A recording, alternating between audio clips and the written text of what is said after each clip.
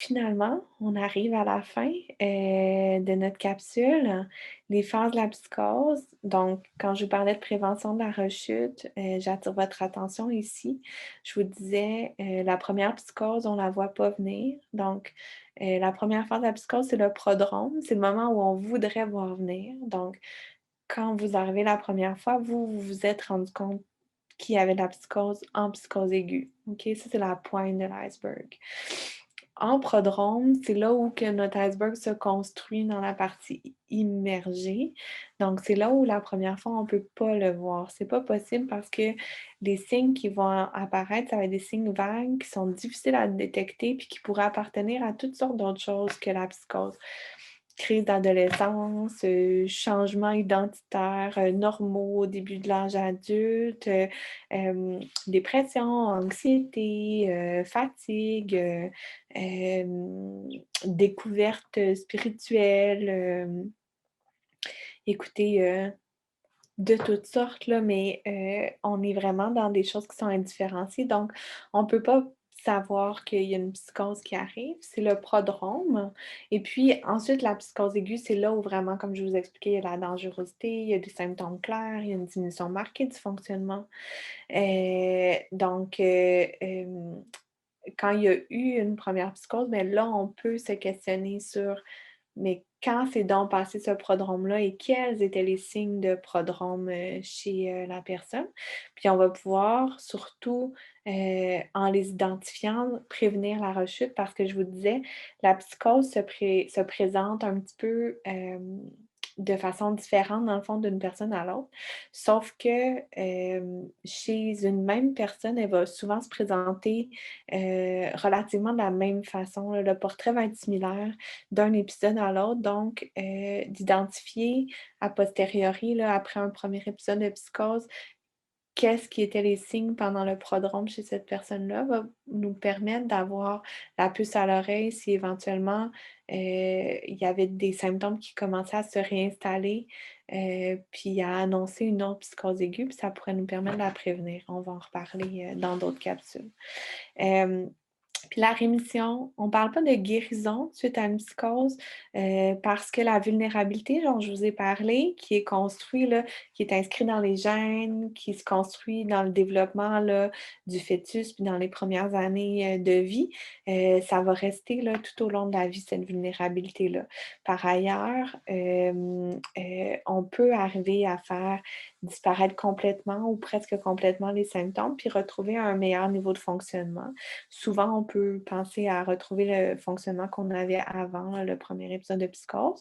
Puis ce fonctionnement-là peut toujours, s'améliorer là, avec le temps puisqu'on parle de jeunes, en début d'âge adulte. Mais il y a toujours la question du risque de rechute, là. Fait qu'on n'est pas dans, la guérison, par exemple, de la varicelle, qu'une fois qu'on a guéri, notre système immunitaire, la reconnaît puis, peut, la bloquer là, si jamais elle revenait, là. La psychose, en fait, le fait d'avoir fait une psychose, ça va nous indiquer qu'il y a toujours un risque là, de refaire une psychose. Donc, il va falloir vraiment apprendre à prendre soin de soi. Heu, voilà. Puis, l'évolution de la psychose. Donc, je suis désolée, je me rends compte que la qualité de ma diapositive n'est pas super bonne, hein, fait que je vais enlever le plein écran pour qu'on puisse la voir davantage, là. Plus de la moitié des jeunes vont avoir une très bonne évolution avec la vulnérabilité qui demeure, là, comme je vous disais, là. Mais, tu plus de la moitié de nos jeunes vont reprendre une vie, normale, là, après un premier épisode de psychose. Normal, étant, là, comme des jeunes de leur âge, là, fait que retourner à l'école, au travail, là, dans la même proportion que la population générale, puis avoir une vie, autonome, satisfaisante. Il y en a un tiers qui va avoir une évolution intermédiaire, fait qu'il va avoir un bon fonctionnement, mais ils vont avoir besoin toujours de support un peu plus. C'est des jeunes qui vont bénéficier là, d'avoir, des hébergements supervisés, d'avoir, des milieux de travail, qui sont adaptés, d'avoir des accommodements à l'école. Puis, ben, la plupart de nos jeunes vont, bénéficier là, d'avoir un certain support de toute façon là, dans les premières semaines, mois, années qui vont suivre, la psychose, mais ça ne veut pas dire qu'ils ne vont pas retrouver un bon fonctionnement, là. Puis il y a une minorité des jeunes qui vont avoir des incapacités qui vont demeurer, qui vont devoir, par exemple, toujours, vivre avec des symptômes qu'on appelle résiduels, là. Fait qu'il va y avoir des symptômes qu'on n'arrivera pas à traiter complètement avec la médication ou que ce soit des symptômes positifs, des symptômes négatifs, des conséquences sur le fonctionnement aussi. Puis, ce qui va faire dans le fond, qu'on va se retrouver dans une super bonne évolution versus une évolution un petit peu plus, sinueuse ou un peu plus, marquée par des défis. Ça va être, la question des facteurs des protections dont, on vous a parlé là dans le modèle vulnérabilité, stress, compétences. La question des facteurs de vulnérabilité moins intenses, puis ça, je vous dirais qu'on ne le saura pas. C'est vraiment là, on va pouvoir penser que ça c'est en lien avec ça, avec le temps, mais il y a des jeunes chez qui malheureusement, la maladie va nous sembler plus sévère, puis elle va être plus difficile à traiter. Puis des fois, on n'a pas accès à une explication, mais on va penser que c'est en raison là, des facteurs de vulnérabilité, biopsychologiques, développementaux qui seraient plus intenses chez certains jeunes. Hem, L'âge de début plus tardif, il faut garder en tête, c'est sûr que, les jeunes chez qui la psychose arrive là, plus, tu sais, je vous disais 15-35 ans là, comme pic d'apparition. Mais quand ça arrive à 27-28-30, 32 là, on a déjà un fonctionnement, qui est installé dans la vie. On a une identité qui est plus claire, notre estime de soi est construite.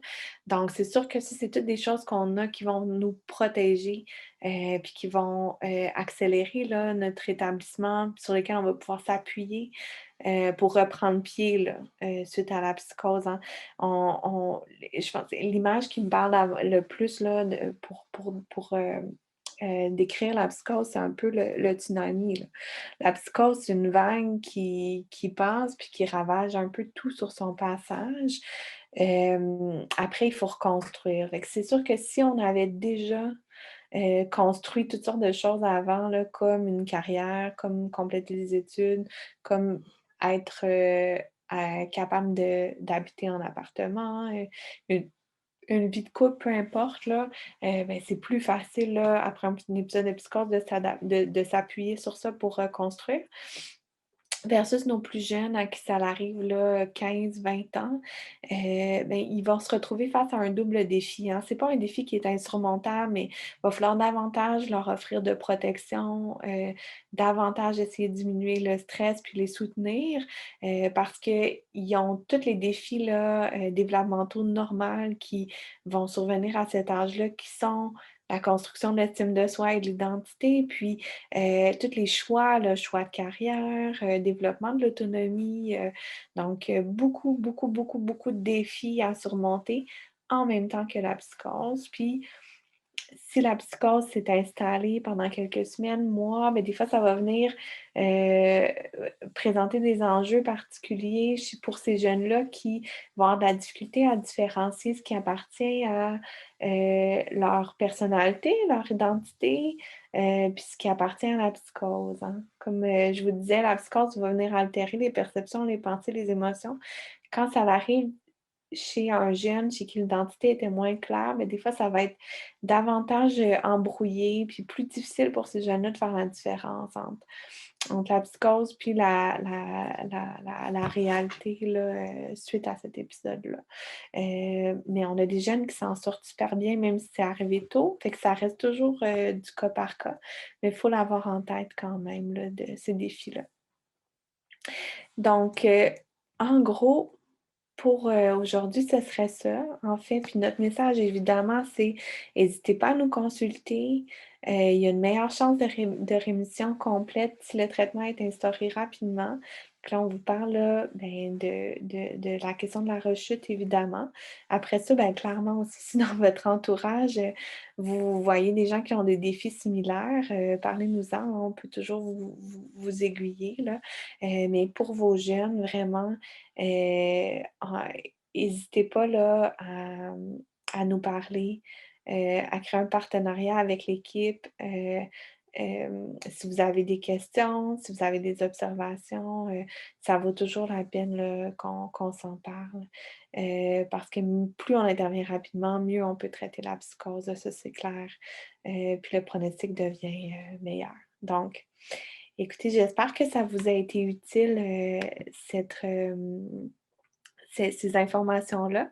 Ça dure toujours un petit peu plus longtemps que ce que je pense, mais là, vous avez le luxe, de mettre sur pause puis de revenir plus tard. Donc, voici pour la psychose, et puis, ben, s'il vous reste des questions là, vous êtes les bienvenus dans nos groupes, puis qu'il vous en reste ou non en fait là, c'est vraiment intéressant de se rencontrer pour pouvoir en parler avec vous, puis avec d'autres proches qui ont vécu des situations qui parfois peuvent être similaires ou différentes aux vôtres, mais qui peuvent amener des compléments de réponse ou d'explications là, à ce que vous avez vécu.